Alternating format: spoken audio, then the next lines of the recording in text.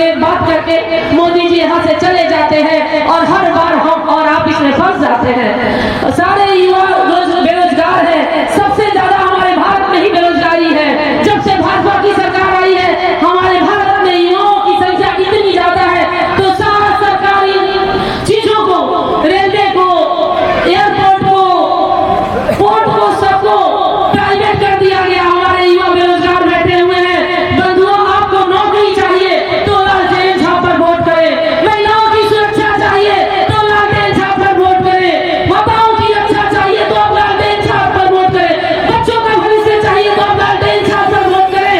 किसानों की सुरक्षा चाहिए, किसानों के हित में काम चाहिए तो आप लालटेन छाप पर वोट करें। और 25 मई को अपना एक एक वोट जाके लालटेन छाप पर डालेंगे और मुन्ना शुक्ला जी को यहाँ से विजयी बना के दिल्ली भेजने का काम करेंगे। तभी माननीय लालू जी अपने नसीब जी का हाथ को मजबूत किया जाएगा।